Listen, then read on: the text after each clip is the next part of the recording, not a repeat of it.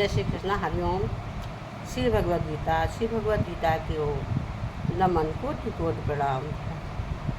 जय श्री कृष्ण। श्री भगवद गीता द्वितीय अध्याय है 60 संख्या योग और 60 संख्या योग 35वां श्लोक का भाव है।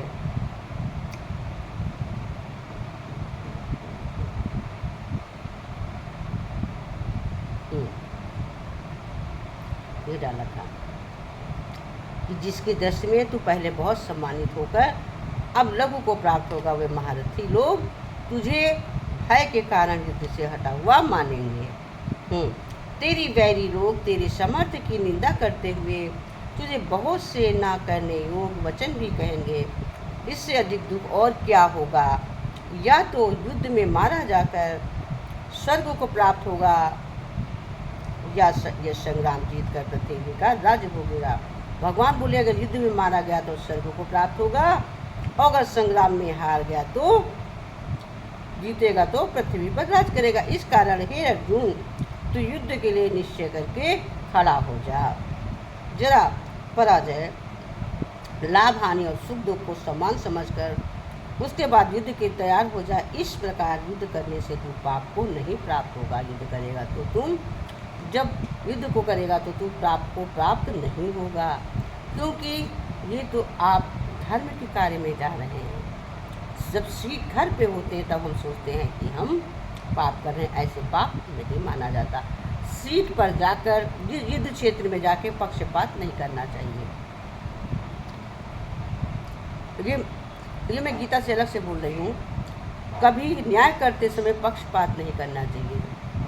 भागी होता है जो पक्षपात करता। सीट पे बैठ के कभी रिश्तेदारी नहीं चुकानी चाहिए। सीट पे बैठ के कभी रिश्तेदारी नहीं चुकानी चाहिए। न्याय की बात करनी चाहिए, क्योंकि तुम न्याय के लिए बैठाए गए हो और पक्षपात करना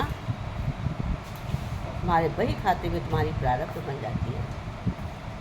मैं अपने रिश्तेदार का एग्जाम्पल यहाँ पे देती हूँ।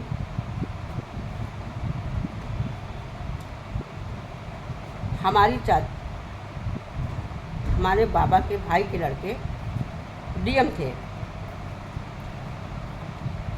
अब मेरी बुआ के बेटे डिस्ट्रिक्ट जज से, उस समय डिस्ट्रिक्ट जज थे, बाद में तो बड़ी पोस्ट पे हो गए थे, उस समय वो डिस्ट्रिक्ट जज थे।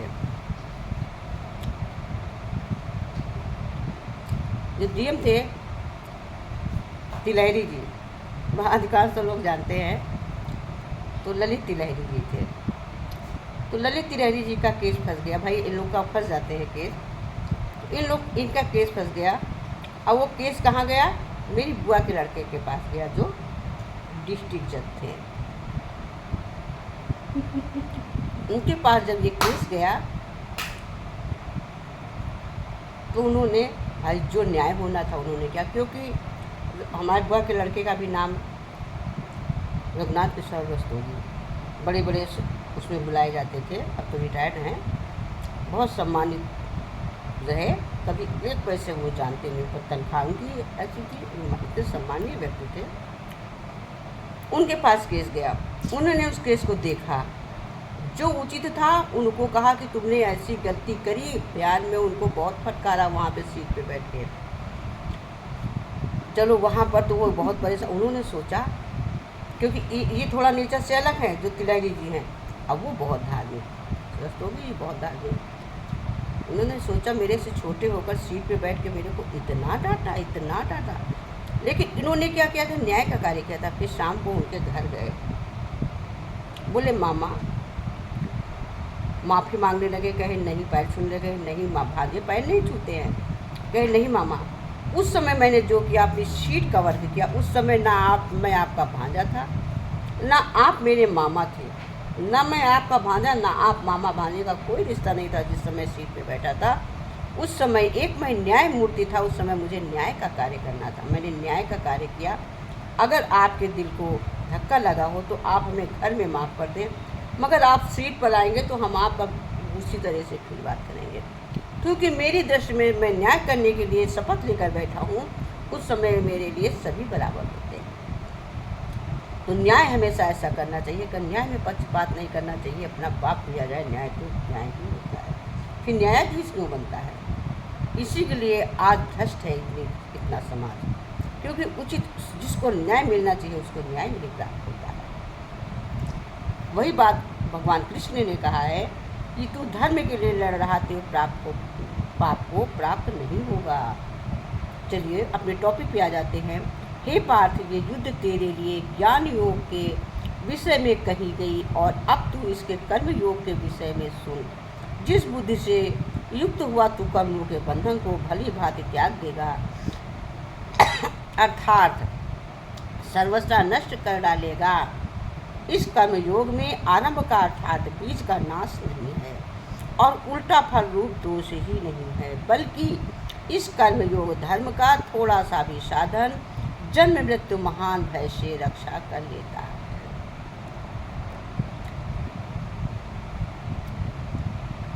इस कर्म योग में आरंभ का अर्थात बीज का नाश नहीं है और उल्टा फल रूप दोष भी नहीं है, बल्कि इस कर्म योग धर्म का थोड़ा सा भी साधन जन्म मृत्यु रूप महान भय से रक्षा कर लेता है। हे अर्जुन, इस कर्म योग में निश्चयात्मिकता बुद्धि एक ही होती है, किंतु अस्थिर विचार वाले विवेकहीन सकाम मनुष्यों की बुद्धियाँ निश्चय ही बहुत भेदों वाली और अनंत होती हैं।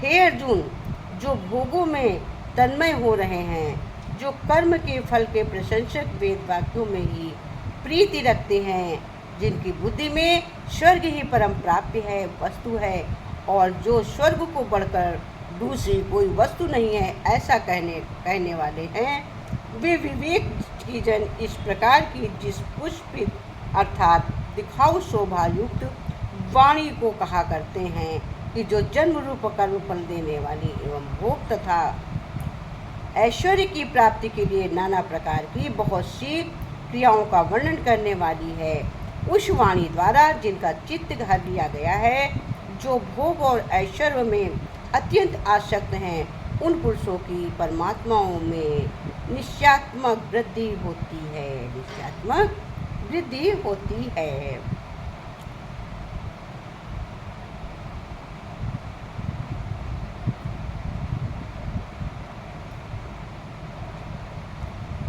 वाणी द्वारा जिनका चित्त हर लिया गया, जो भोग और ऐश्वर्य में अत्यंत असत, उन पुरुषों की परमात्मा में निश्चयात्मक बुद्धि को नहीं होती।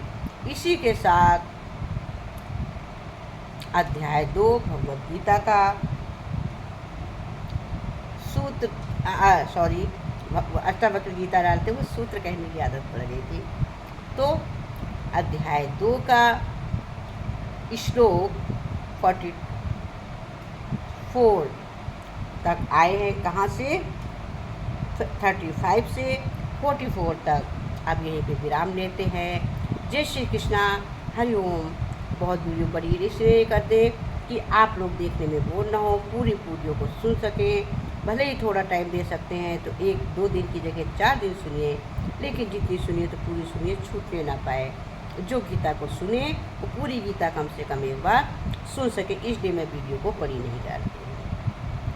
हरिओम तस्सत्। लाइक एंड सब्सक्राइब पर मोर।